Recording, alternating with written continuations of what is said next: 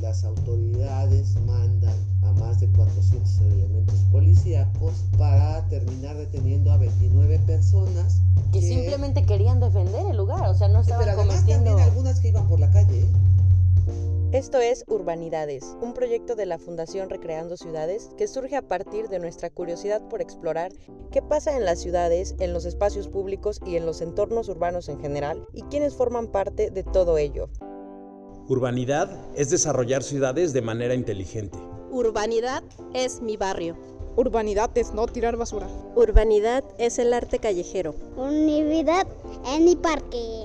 Urbanidades Podcast. Comenzamos.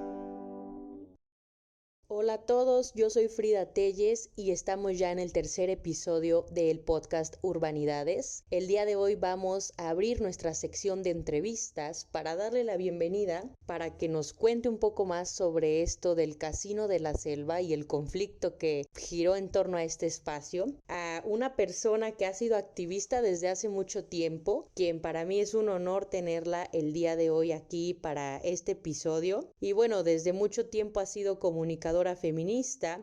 Desde 1977 se ha dedicado a la comunicación y el periodismo, ya con bastantes años de trayectoria y de envolvimiento en estos temas en pro de los derechos humanos y ambientales. Y en 2007 recibió reconocimiento en el marco de los International Journalism Awards en la categoría de International Award for Women Issues, que reconoce el aporte único y valioso de las mujeres en el periodismo en el mundo. Entonces, además de todos estos premios y toda esa trayectoria, pues estuvo presente en este conflicto y por ello queremos que nos platiques un poco más. Adriana Mujica, bienvenida a tu espacio y que podamos compartirle también a nuestra audiencia sobre este tema tan importante de nuestra ciudad. Adriana, nuevamente te doy la bienvenida y para empezar a hablar de este tema me gustaría que justamente nos cuentes qué era el Casino de la Selva, de qué se trataba este inmueble, lo que representaba. ¿De qué se trata? Bueno, mira, el Casino de la Selva, pues primero en su época más antigua fue efectivamente un casino, pero después con la entrada de Lázaro Cárdenas a la presidencia, que prohíbe los casinos en México, lo convierten en un hotel. Y fue no solo un hotel, sino un centro cultural verdaderamente. ¿Pero quién lo hizo, me dijiste? Lo hizo Manuel Suárez. Manuel Suárez, un español que es quien era el dueño y quien lo construye.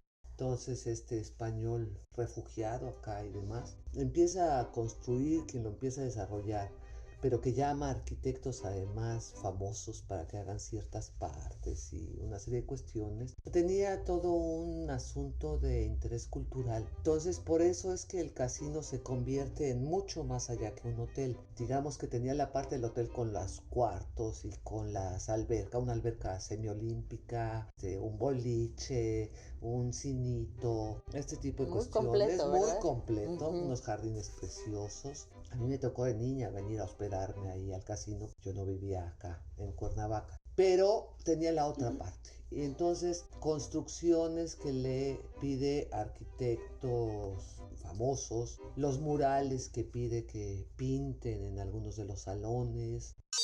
Entre los arquitectos más importantes se encuentra Félix Candela y entre los pintores y muralistas Joseph Renaud, Francisco Icaza y José Reyes Mesa. Y entonces era todo un espacio, te digo, mucho más allá que un hotel. Sus jardines, bueno, eran bellísimos. Yo de lo que me acuerdo es que también él traía todo un asunto de el amor arbóreo, diría yo. Ok. Y entonces traía a veces incluso especies que no eran nativas, pero había que él quería darle un sabor diferente a este gran jardín como honor a la naturaleza y a la madre tierra, ¿no? Él es el que tiene toda esta idea de hacer un megaproyecto. Y en este megaproyecto además él le daba asilo casi a personajes muy famosos. Entonces hubo épocas en las que vivieron ahí artistas, escultores, pintores, escritores, o sea, personas de mucha fama, porque él quería esa vida cultural acá para Cuernavaca. Y ya también Cuernavaca pues tenía esa fama, ¿no? Un poquito de que pues gente... empezaba. ¿En qué tiempo justo. estamos hablando? ¿De qué Pues te fecha? digo que estamos hablando a partir de los 30 y tantos, ¿no? 1930 por ahí. Por ahí, ¿no?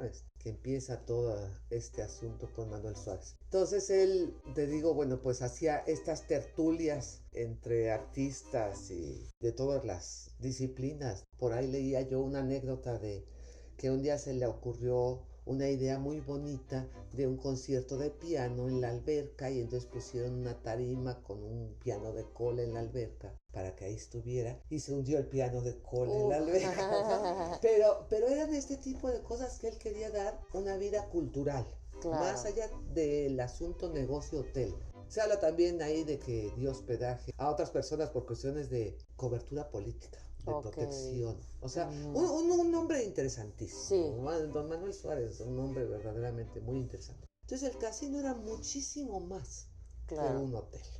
Y las personas incluso tienen un gran cariño, muchas de ellas, pues, porque ahí era donde se hacían, por ejemplo, las graduaciones de las primarias y de las secundarias. O sea, digamos, ¿este espacio era abierto para todo público o tenía como para su target? O... No, o sea, este era un espacio para todo público. Y, por ejemplo, a mí me da curiosidad también saber, aparte del casino, alrededor qué había. O sea, era, digamos, ya estaba urbanizado, todavía no. Bueno, no tan urbanizado como ahora, por supuesto. Ya afuera del centro, ¿no? De la zona centro, y había una que otra construcción. No eran demasiadas. Poco a poco se fue poblando mucho más. Ahí, si nos vamos más para atrás, fue una zona habitacional prehispánica. O sea, una zona de los pobladores originarios de acá de Morelos.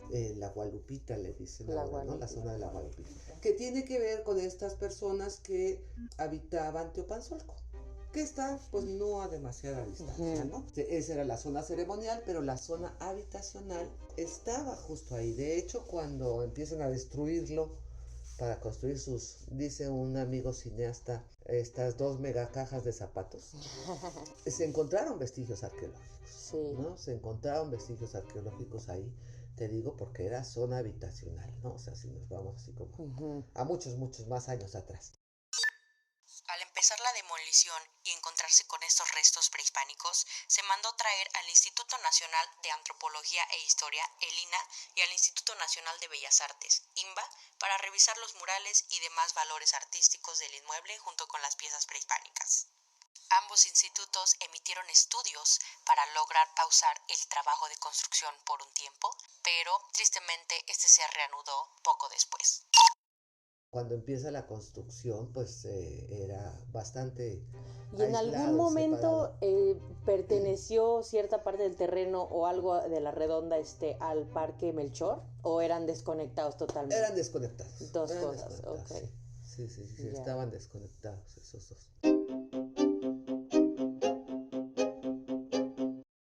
¿Y cómo se empezó a dar entonces este conflicto? O sea, si ya funcionaba como centro cultural y toda la gente lo recibía bien, lo quería incluso, ¿no? Sus memorias, vivencias ahí. Claro. ¿Cómo empezó? El asunto es que muere don Manuel. Don Manuel, se lo hereda a los hijos. Bueno, ahí empieza a tener algunos giros el hotel y la situación. Después, por deudas hacia Hacienda, lo entregan en lo que se llama dación de pago. Se lo entregan a Hacienda Federal para salir de sus deudas con Hacienda por las otras cosas que tenía. Entonces, pues, cuando te toma un predio Hacienda, por supuesto que baja el valor en el que te lo toma. No te lo toma su valor real comercial. Y entonces lo tiene varios años Hacienda y, entre otras cosas, se lo presta al entonces presidente municipal de Cuernavaca. Estamos hablando ya por 97. Ahí él hace la Feria de la Flor o la Feria de la Primavera, por ejemplo, ¿no? Y utiliza la cuestión convierte la cuestión de la alberca y los jardines de esa parte en un balneario popular. En el que todo el mundo pudiera nadar por 10 pesos la entrada, ¿no? Algo por el estilo. O sea, él le da vida, pero era pues un predio federal, ya en ese momento. Para el 2000, que cambia gobierno, sale ese presidente municipal, entran los panistas, a ellos se los ofrece un gobierno federal, les dice que si les interesa ya, pues hacerse cargo, ¿no? Y ahora sí que el presupuesto que se gaste allí y el usufructo sea de parte del gobierno del estado. y el gobierno municipal, y dicen que no les interesa, pues que no, que ¿cómo para qué? ¿Cómo para qué un lugar así? Claro. No. Sí, claro. Su visión, por supuesto, que no era nada que tuviera que ver con la cultura, con el medio ambiente, con Sí, nada. más bien lo veían como un gasto en lugar Como de un gasto, una inversión algo o de... necesario, claro. ¿no? Algo cultural, algo para la ciudadanía, algo... Ujú. Pues los árboles, ¿qué?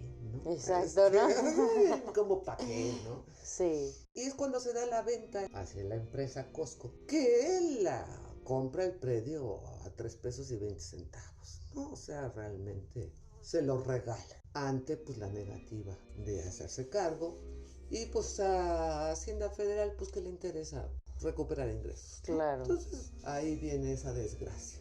Ya cuando sucede esto que no se da a conocer a la ciudadanía abiertamente ni nada, lo que sucede es que un compañero fotógrafo, Lázaro Sandoval, logra entrar un día, le toma fotos a los murales y los murales están despedazados con cincel y con marro. Que eso se ve que fue intencional de alguna manera. Totalmente intencional, totalmente intencional. La versión oficial fue que estaban destruidos por la humedad y el guano de los murciélagos.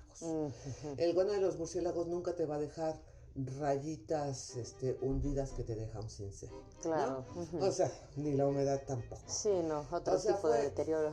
Fue absolutamente intencional, justo para quitarle este valor, ¿no? Este valor que tenía todas esas obras de arte que existían en ese lugar. Y bueno, pues él las publica en la Jornada Morelos, en la entonces Jornada Morelos, y pues medio mundo nos enteramos y pegamos de gritos, ¿no? Ya existía un consejo ciudadano de las artes y demás, ciudadano totalmente, y entonces pues levantan la voz para protestar por esta destrucción de este patrimonio artístico y cultural, y de ahí se suman una serie de grupos ambientalistas también cuando dicen, bueno, ¿y qué va a pasar con todo este pulmón importantísimo, con todo este terreno que es fundamental para la recarga de los mantos freáticos? Claro, y pues recordando que ahí en Gualupita pues había también borbollones de agua en aquellos tiempos, había un paisaje pues muy natural, muy agradable. Claro, ¿no? Y entonces pues sabes que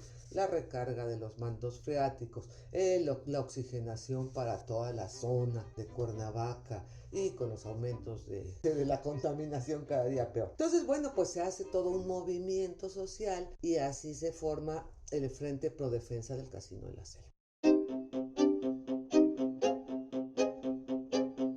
El gobernador Estrada Cajigal fue el que negoció la venta para este inmueble y que a final de cuentas pues sí procede, ¿no? O sea, yo tengo entendido que se manifestaron estos diferentes grupos en las calles, que hubo pues una gran protesta en el centro para evitar que se haga la venta, pero a final de cuentas pues incluso hay un documental, ¿no?, de Óscar Menéndez, hay bastante información de lo que pasó y que al final... Hay 3 documentales. Hay 3 documentales, mira. Hay uno de Alfonso Viladoms, está el de Óscar Menéndez y está el de Pablo Glis. Y tú estuviste también en esa Mira, yo protesta. soy periodista desde hace muchos años, pero con un enfoque hacia derechos humanos. Y yo tenía un programa en esa época infantil adolescente, donde quienes tenían los micrófonos y la voz cantante eran niñas, niños y adolescentes. Eso era el programa. Yo les ayudaba. Participaba en el micrófono con ellas y ellos porque dejarlos solos también era difícil. Pero le empezamos a dar todo el seguimiento a la lucha. Les implicaba, ¿no? O sea, perder un espacio así, pues es una afectación justo para esas generaciones que se quedaron sin ese pulmón, sin esa recarga de agua, sin un lugar cultural. Y entonces me involucro, ¿no? Por supuesto, estar dándole el seguimiento completo y absoluto a esto. Entrevistamos en el programa a Flora Guerrero, entrevistamos a quien del Consejo de la Cultura y las Artes, de todo este asunto. Claro. Sí. Y entonces, bueno, ya va pasando este suceso.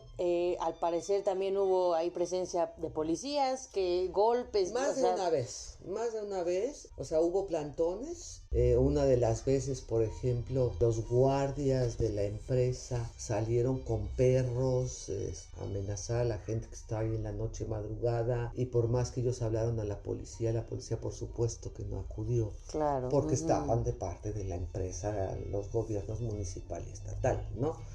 Después hubo otra vez una cuestión así. Hubo un momento en el que el abogado de Costco dijo que iba a demandar a quienes habían puesto unas piedras en una de las entradas y habían sembrado unos arbolitos, y entonces dijo que les iba a demandar por privación ilegal de la libertad, como si el casino no tuviera más puertas, ¿no? Claro. O sea, realmente hubo muchas cuestiones que se estuvieron dando por más de un año de esta lucha.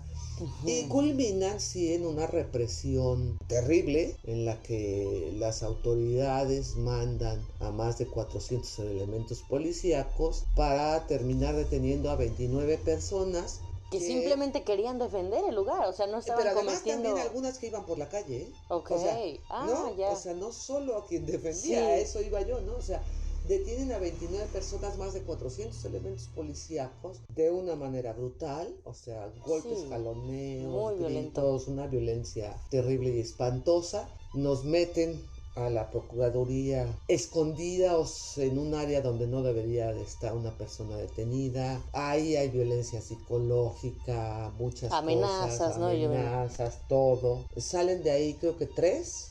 Uno por menor de edad, una porque en una de las pick-ups estas en las que nos llevaron se da un sentón grave por un pase de tope espantoso, y entonces traía un problema, un dolor de columna grave, o sea, de hospital. O sea, ya había baches en aquel tiempo.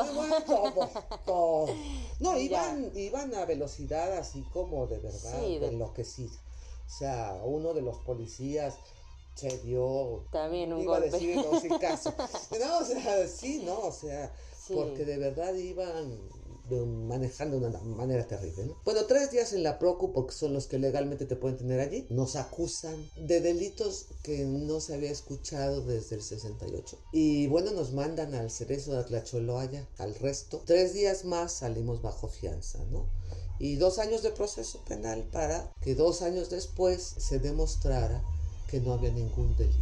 Sí, absolutamente claro. ninguno. Y mientras en esos 2 años, pues bueno, ya se avanzó con la venta del inmueble y pues no, ya. la construcción, se depredaron deshizo todo. Según ellos rescataron parte de los murales, y digo según ellos, porque lo que dicen las personas expertas es que en realidad no se rescató, sino que es como hacerle una copia fotostática, que Ya. no es lo mismo, pues digo yo, esos niveles de especialización no los conozco. Una parte de los vestigios arqueológicos quedó como tapada con una losa para que no se dañara, pero por supuesto que la plancha de cemento, la captación de aguas, pues bien, gracias. Y de los árboles, que si no mal recuerdo, por ahí tengo el dato escrito, el censo que se había hecho era de más de 900 y pico, y ellos oficialmente reconocieron como 300, y pues lo convirtieron en, no sé cuántos hay ahorita, yo no entro a esa tienda, a ninguna de las tiendas, ¿no? Pero yo diría que si hay 100, Ya son muchos. Ya son muchos, Claro. y por supuesto no tienen los años que tenían aquellos. Exacto, eran árboles milenarios, hay que reconocer por pues supuesto. sus orígenes también ya de mucho tiempo. Esa Sí, zona parte igual. del alegato absurdo que hicieron, por ejemplo, respecto a algunos de los árboles, tenía que ver con que no eran especies originarias, entonces no se perdía nada. Que es esta Sí. mentalidad reduccionista y absurda. Claro, ¿no? porque O sea, hay especies que se adaptan al clima y ya forman parte del ecosistema. y el gobernador fue muy contento y orondo a inaugurar las tiendas, ¿no? Sí, pues era lo O que le sea, interesaba, ¿no? Su capital en ese sentido y Exacto. pues que fuera algo para abrirle la puerta a los inversionistas, es lo que Esa es su visión. alegaba, ¿no? Esa es su Sí, visión. ahí en los documentales muy interesante pasan testimonios de las personas también de ahí. Pues, se decía que les iban a dar trabajo, que les iban a dar empleo, como que lo vieran de manera positiva, Claro. pero pues ellos simplemente dicen, bueno, a mí más bien fuera de darme trabajo me lo estás quitando porque yo tengo aquí mis tiendas, yo vendo Claro. estos productos por este lado Claro. y pues ya la gente no va a venir a mi tienda, o sea, Por se van a ir supuesto, directamente. Por supuesto, la afectación socioeconómica de las megatiendas, y más cuando son transnacionales, es muy grande. O sea, tú afectas toda una zona, socioeconómicamente hablando, a todos los que son comerciantes de menores, digámoslo, ¿no? Comercios pequeños. Y los trabajos que dan, pues son trabajos de explotación. Sí. Porque, digo, en la mayor parte de las transnacionales, para empezar, no eres contratado. Tú entras a trabajar un mes de prueba en el que no se te paga. Y luego se te da un contrato si bien te va por 3 meses o por 6 meses. Y a los 3 o 6 meses te renuevan el contrato por 3 o 6 meses. O sea, jamás vas a hacer una antigüedad. Claro, sí, ya no. Tampoco tienes seguridad social. Entonces no es ninguna ganancia de empleos. O sea, realmente no hay una ganancia de empleos. Hay una ganancia de explotación a la gente. Y afectaste a gente de los alrededores también. En ese tipo de cuestiones, ¿no? Y en este sentido, en tu labor periodística, ¿ya te fuiste también haciendo activista, defensora de los derechos humanos? Desde mucho antes. O sea, yo me hice al mismo tiempo. Desde la adolescencia yo me convertí en las dos cosas. Un poquito ya hablando de ti en esta trayectoria que has tenido, ¿cómo has visto Cuernavaca en general? O sea, comparándola con ya varios años atrás y la actualidad, ¿cómo ha perdido o ganado espacios o qué tantas afectaciones hemos tenido ya en territorio, en todo? Cuernavaca es un espacio horrendo. La cantidad de plazas comerciales, de megatiendas, de grandes comercios, en los que además muchos espacios están vacíos. Que eso también hay que decirlo. O sea, tienes ahí una super plaza comercial que tiene no sé cuántos espacios vacíos, pero no es algo que realmente esté funcionando. No sirve para el turismo, no sirve para la población local. Y bueno, pues la cuestión ambiental, aunque la quieran esconder, pues es muy grave. Sí, o sea, antes la eterna primavera, que pues yo la verdad me la cuestiono, porque yo siento no calor todo el tiempo, no sé. Claro, o sea, las temperaturas han subido X grados según la zona, ¿no? Por la deforestación, por las planchas de concreto y de chapopote, por la afectación en las barrancas con la basura, con los desechos, por donde le veas. Hemos despedazado a Cuernavaca en muchos sentidos. Ya no es una ciudad amable con el clima. Ni con su gente tampoco, ¿no? A eso iba, y mucho menos amable con la gente. No, pues esta reflexión de Cuernavaca sí da mucho que pensar y pues se hace también una invitación y un llamado también a que más personas sigan, no nada más manifestándose en las calles, sino también haciendo algo, una acción para que realmente esto cambie y no quedemos como estamos, ¿no? O sea, si no... Claro, mira, yo siempre he creído en la labor hormiga, ¿no? Que le dicen. Es cierto que hacer uno en lo individual una acción puede sonar a nada, pero cuando sumas 1000 acciones o 100,000 acciones individuales, ya suena a mucho.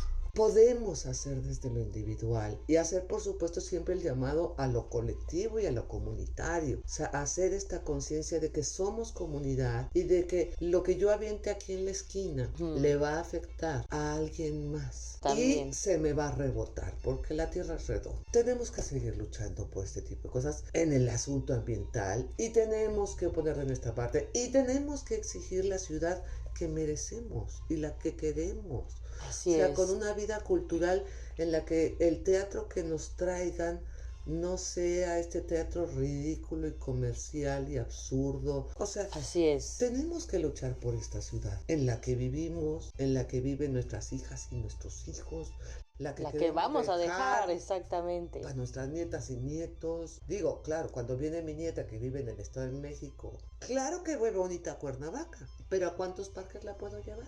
¿Cuántos más espacios verdes comunes tenemos? Ya no pues tenemos. Sí, no tenemos. Ya no tenemos. Pero puedes hacer algo. Que nuestra ciudad no quede otra vez en el olvido y que más bien la rescatemos a Cuernavaca. Pero no como el eslogan del ayuntamiento actual, ¿no? Sino un rescate verdadero, profundo, serio, comprometido.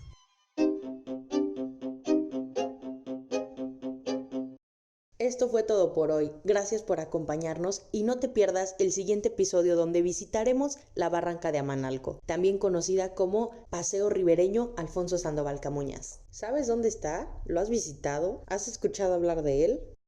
Recuerden que esta es la primera temporada donde nos metemos un poco en la historia tanto de Cuernavaca como de sus parques, y lo estamos haciendo de esta forma para conocerlos mejor y por si nuestra audiencia es de otro municipio o estado, o también si son de aquí y no han podido familiarizarse con los parques de la ciudad, es para tener algo de contexto y prepararnos para lo que vamos a hablar más adelante. Pero tengan en mente que en este podcast hablaremos de muchos temas relacionados con las ciudades y nuestra forma de habitarlas. Habitar se refiere a ocupar un lugar y vivir en él. Aparte del contexto histórico, vendrán temas contemporáneos, enfocándonos, como ya dijimos, en los parques y espacios públicos. Algunos temas, por ejemplo, son sobre políticas públicas, vegetación urbana, mobiliario o equipamiento, servicios básicos, infancias, juego, arte, comunidad, bienestar, habitabilidad y mucho más. Así que sigamos en sintonía, nos escuchamos a la próxima.